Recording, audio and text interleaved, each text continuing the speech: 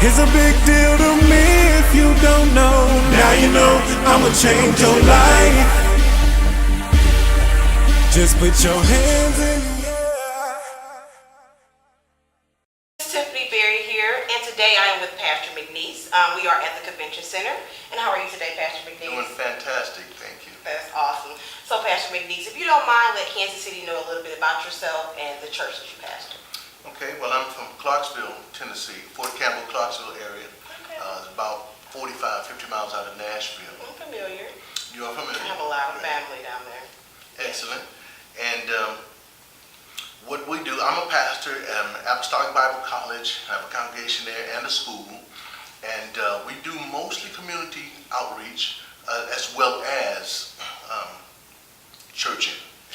Awesome. Now that's great because there's been a lot of talk about, what are the churches doing during these times for the community.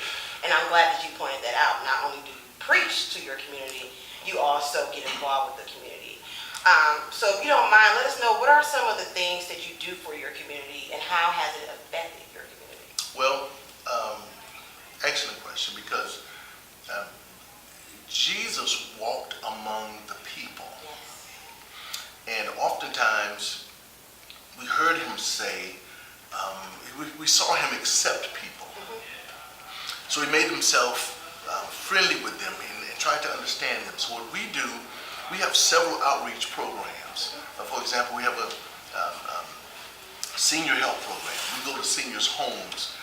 We cut their grass, things like this. And we do this visibly for all seniors. We have a faith academy for K through 12 children. We have a faith agency that helps people, victims of child abuse and neglect. And not just the children, but families who are victimized by courts that don't treat them right because they have been falsely accused.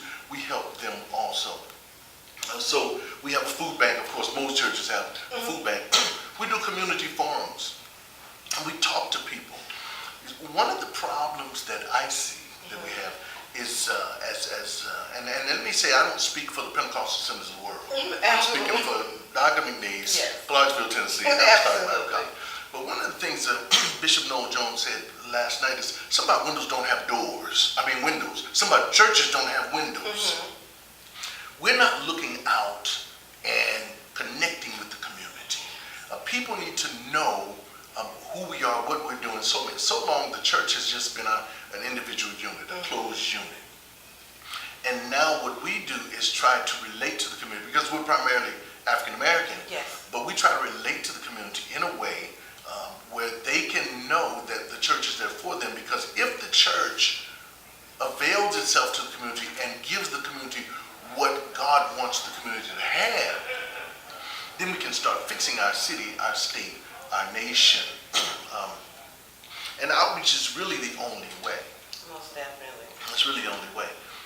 One of the things, you didn't ask me to ramble, but one of the things that I've noticed, and I'll tell you, this is going to sound arrogant, I'll tell you how to fix the whole country. I'm going to tell you how to fix the whole country. Please do. This is it. I'm running for president after this. All right? McNeese for president. That's right. Here's how you fix the whole country. If we just do what Jesus said. Listen, there's a colloquialism in the church, each one reach one. I noticed that if I walk down the street, and I don't walk down the street, but I go to the post office or wherever I go, you see people, maybe they're white people, you see their faces. My resting face doesn't look like I'm a friendly guy. Right. So I'll give up a smile, a half a smile. Sometimes I see people that I think are racist, and I'll speak to them. And I find that they're nice folk. Now if I don't speak to them, this guy, something's wrong with him. See, I'm thinking, so I got to start with me. If every person in this country, let's start with Clarksville. If everybody just start with themselves and ask yourself, how are you helping the tension? If every church would ask itself, how are we helping our community? Okay, we're shouting, that's good. I'm glad you're having a good time. We're collecting an offering, that's fantastic. I'm glad you're getting your money. But the community is falling apart all around us. And if each of us, from the pastor to the usher at the back door, would look at ourselves and say, what can I individually do? Now I said that, post office, I walk into Walmart, and I simply speak to a person. You know, some people look racist. And with our current climate, see, now it's arrogant for me to think this guy's racist because I don't know. Right. But some people got that look. You remember the Jordache look? You're probably too young to remember. I'm too young, but I know about Jordache. So, okay, some people got that look. Yes. But it's arrogant for me to assume that they are. So if I speak to this racist person, hey, how you doing, sir? He says, hey, good day, how you doing? See? So now, he could have thought that I was mad. And I truly thought that he was racist. But just a simple smile, just a simple spoken word, just a simple greeting can quash and quell a lot of tension. You stand in a room, you don't know who's voting for Hillary, voting for Trump. Unfortunately, the church is split down party lines. Now, whether you're conservative or whether you're Republican, if you do what Jesus said, we're not going to fight. So the challenge that the church has is to, and this is, some people don't like it, we need to stop shouting and start communicating. You're preaching now, Pastor. We need to stop speaking in tongues and start talking in English You're preaching to now. each other. But you follow what I'm saying? Yes. We have disconnected ourselves from what the very thing that will cause healing. Because all we know is what we do. What are they going through? We don't pass out a food. Most churches, you go to church, you get a food box, and they'll put 3 flyers in there and invite you to church, and we already know what the deal is. You know, if I need a food box, I already know what you're going to do to me. Right. I know that there's a price for this box. The church has to stop being so closed and start being not about programs, but about people. So I say, our champion, you fixed the whole country. Everybody look at themselves. Introspection. Yes. Look at yourself and say, what can I do? Instead of talking about Trump, and instead of, watch this, just praying for Trump. Somebody asked, I heard a man in an interview one time, and somebody asked him, what is your church doing? He said, well, we're having a prayer vigil. I love prayer is fine. Prayer is fine. But sometimes, they're gonna put me out for saying it. Sometimes we got to stop praying and start feeding some folk and start counseling some folk. Sometimes prayer is great. Everybody needs to pray. Men ought to always pray. Lift your hands, bow your head, pray. But then get up and get educated. Help somebody. Do something that they don't have to expect to pay you back for. Because my payback to you, that you're the pastor, you give me a food bag, a box or bag, my payback, now I've got to visit your church. What about helping somebody without expecting anything in return? So our communities, our nation, our country, if each of us look inside, now somebody else to give you a more political discourse, I'm saying, why don't we do what Jesus said and taught and did? You know, be kindly affectionate one to another. This is what the Bible said. Be kindly affectionate one to another. With as much as lieth in you, live peaceably with all men. Listen, as a pastor, as a preacher, as a minister, as a child of God, I love everybody. I just don't like everybody. That's the truth. I can love you, but I don't really like you very much. I love Donald Trump. I don't like him. I can agree But with I you. don't have to like him. Right. But as a child of God, I love him. Yes. With an agape love, but I don't have to, I'm not going to go out to dinner with him. Right. I love him. But now, instead of gossiping about him and talking about him, because if I talk to you and tell you all the stuff I don't like about one candidate, you're going to get riled up too, and me and you are going to run him down. But if I just say to you, well, we just got to pray for him. See, this is what McNeese can do. I can look at myself, and I can say, instead of gossiping or talking or flaming some fire to make more attention, I can respond responsibly. So I don't want to go off on a rant. Oh, no, you're fine. And I want to thank you, Pastor McNeese, because you've touched on all the questions I was going to ask you. Good. You touched on everything as far as what are you doing for the community other than preaching?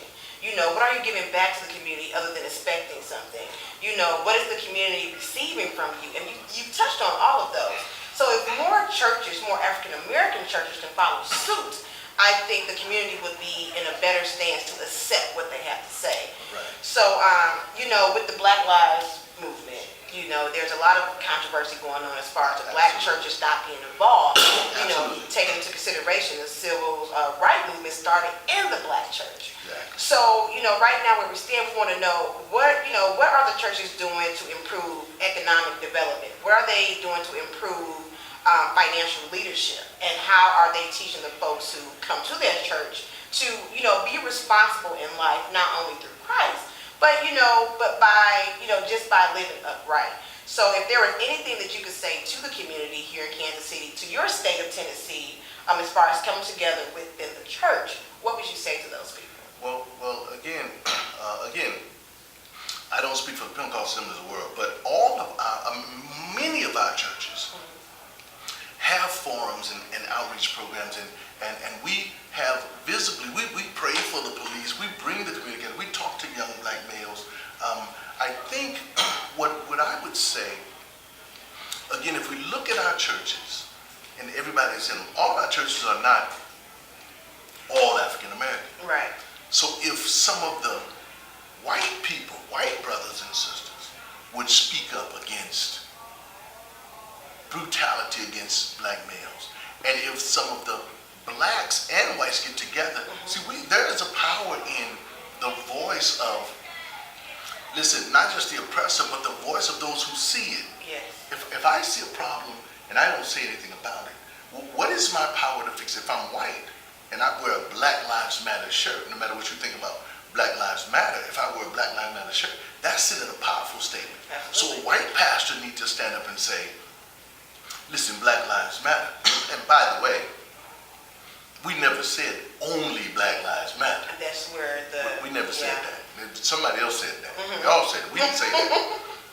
We said the ones that you listen. If you don't want me, if a bunch of women are being raped, and we say, well, we need a whole bunch of policemen to protect these women, nobody's going to say, well, men's lives matter too. Right.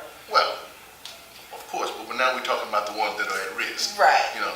But if the persons with the most powerful voices, that would be, if you're talking about the black-white issue, white ministers, white Christians would speak up.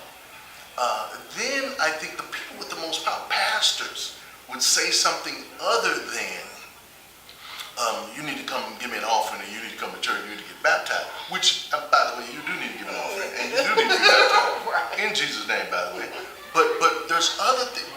Jesus was a social person. Yes. And I think if we would look among us and see how is my voice and where is my voice powerful, Yes.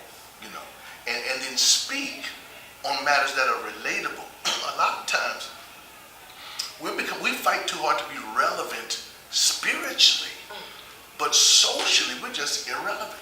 You mentioned Dr. King. Now, they were socially and powerfully relevant. And by the way, during that era, we did have some apostolic men and apostolic churches marching with them too, so don't think we were just somewhere speaking in tongues. Right. We were not. But I think now is that time. Absolutely. Again, now is that time. Again, I do not condone any violence from the Black Lives Movement, Black Lives Matter movement, if in fact they're doing that.